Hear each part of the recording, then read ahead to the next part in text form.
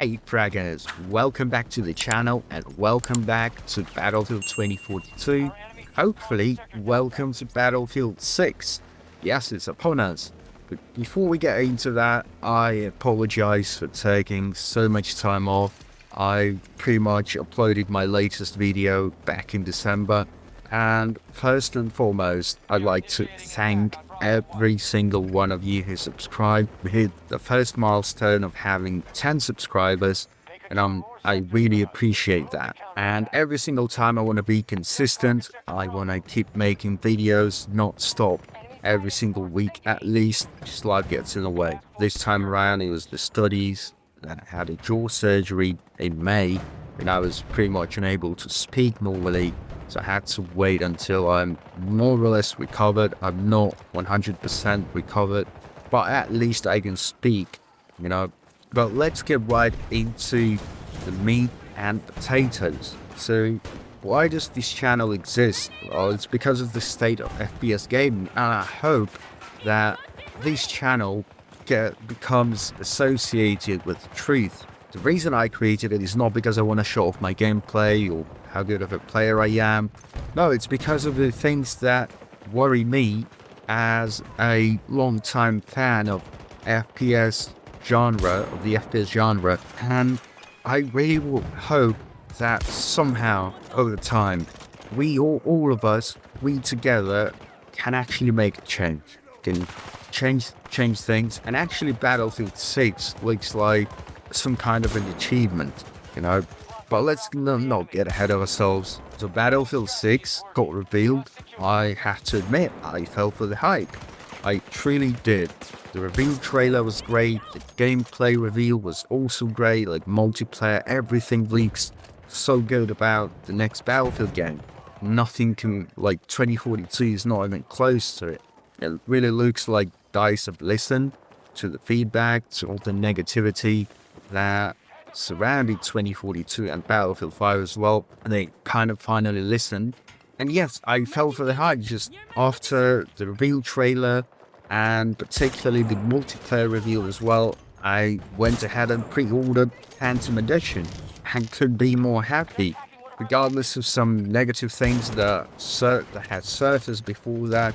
I was all just, you know, like ready to jump in until something happened, and we're going to address that in a minute. But before that, I just want to address like minor things. So in my opinion, there is one main thing about Battlefield 6. And if you watched my previous videos, I'm pretty sure you know what I'm going to be talking about. Yes, the elephant in the room. But just before that, DICE did really address one of the main things, which is the class system. It appears to be returning. However, we don't know which class system we're going to have. Is it going to be like 2042, like an open system? Is it going to be like a locked system? What about the gunslinger, or whatever you call that, the assault class? They can now carry 2 primary weapons, which I think is an overkill, honestly. But regardless, it seems we're going to have both systems on launch. And I'm not sure if it's a good thing.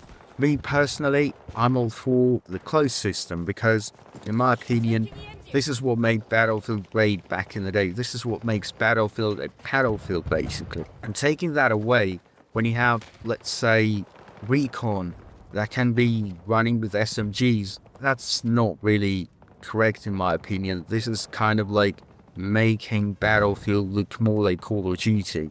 It's kind of like losing its identity. I'm a fan of the closed system, but I can kind of accept the open system and the class traits that DICE are offering. I'm pretty sure they'll stick to the open system, even though I'm not a big fan of the microtransactions and this whole battle pass system that we have now. But I guess the main reason why they're even thinking about giving us an open class system is because they want to sell more skins. Like imagine you buy a skin for a sniper rifle, but you like to play as assault or support, for instance. So you buy the skin, and the skin is locked to a particular class. You won't be able to use the gun to use that skin. So that's the problem, you know. And you cannot really expect them to make the same skin for every single weapon. Well, that doesn't really make sense. So I understand they want to make money. I'm not a fan of it. I really like the premium system. I know it was splitting the player base, but nonetheless, I think that was the best we had in terms of content, in terms of pretty much everything, like the level of, I guess, how the game's played, how the level of polishness, if I can say that. So yeah, I'm kind of not sure about the open class system, but anyway, I can take it. We can make compromises. I can accept that. You know, I can live with that. As you can see, I'm playing 2042 in the background. I can accept an open class system, honestly. Not a fan of it. I think closed one is better. It suits Battlefield better, but I can live with that, you know, with the open class system. However, regardless of the final decision they make, regardless of the gameplay, you know, like how the game actually feels, if it's finished or not, if it has a lot of bugs, or if it performs as expected, all of that doesn't really matter when we talk about the elephant in the room, which is skill-based matchmaking. Yes, in my opinion, this is what a lot of YouTubers are trying to avoid the best they can. To go to some streams like, for instance, Enders, he doesn't really seem to talk much about it. Many others, they simply repeated what David Sullen had to say about SBMM. And even guys like Nero, for instance, he's like kind of happy with the reply that David Sullen gave us. That was reposted by Tom Henderson, I believe. So the transcript of the original conversation. But I'm not, because we need to be really careful when we read what David Sullen had to say about matchmaking overall. And it's nothing good, to be honest. So to me, the elephant in the room, the most important thing is skill-based matchmaking. So at this point, it's been officially confirmed that skill-based matchmaking will be in Battlefield 6. According to the devs, and particularly David Sullen, it was already introduced in 2042. And it's kind of obvious. Why? Well, because we didn't have a server browser in 2042, right? So that was suspicious right off the bat. Like, every single Battlefield game up until 2042 had a server browser, then 2042 comes along and it doesn't have one. And when you compare that to Call of Duty, when we all know how that game is, how it functions, well, the answer is pretty simple. EA will be trying to copy-paste Call of Duty, and this is what they basically did with the class system, and of course with SBMM. The thing is that many people miss the point. Like, skill-based matchmaking, or matchmaking in general, it takes into account various factors. It doesn't take just skill.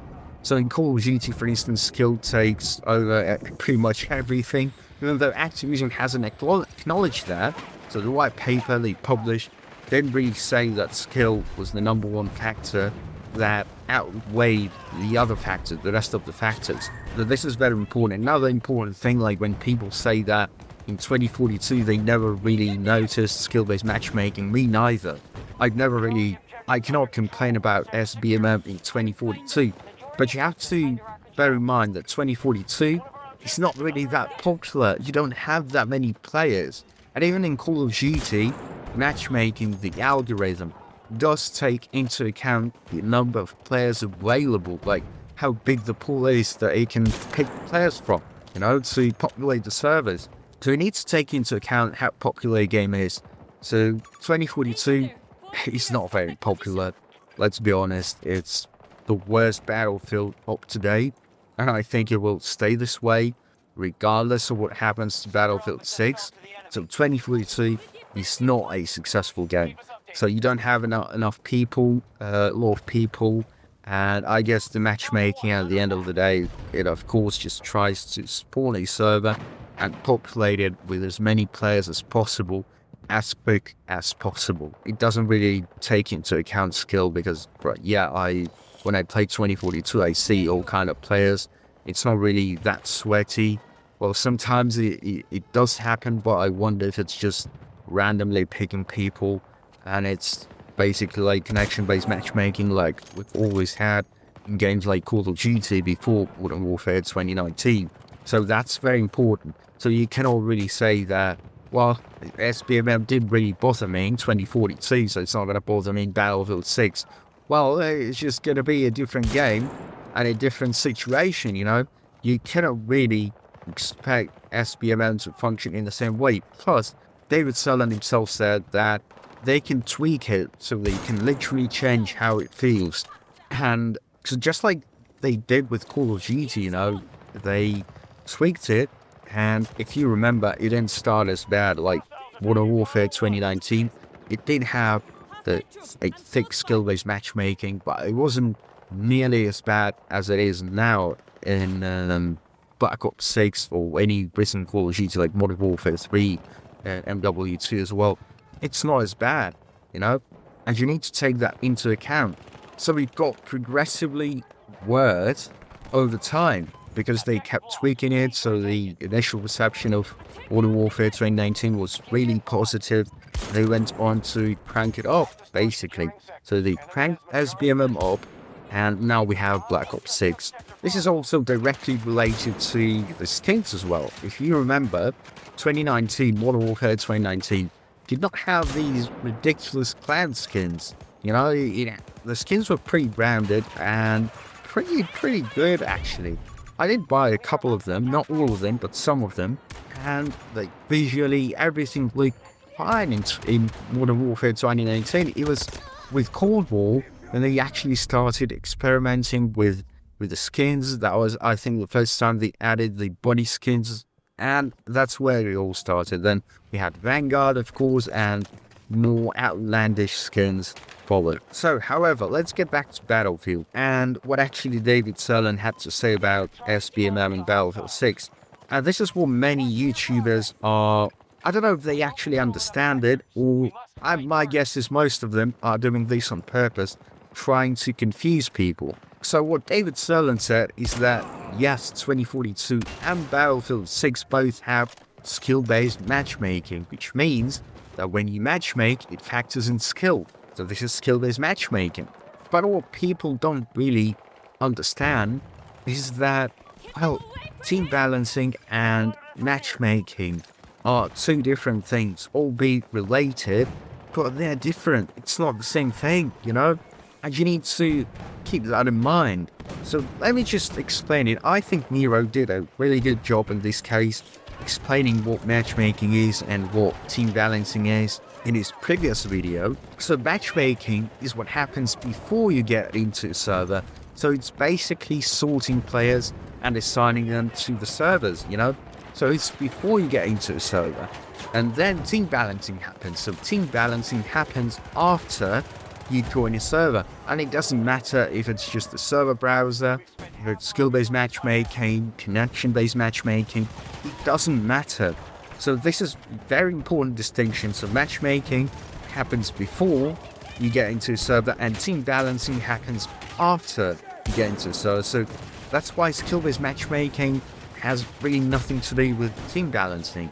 And even in Call of Duty, let's be honest, team balancing is awful, even with such a strict skill-based matchmaking. Another thing that I've seen people talk about, and I believe the name is Alexia Christofi as well, and she said that the Portal 2.0 in Battlefield 6 will basically provide us with a server browser, and apparently this is what the community has been asking for.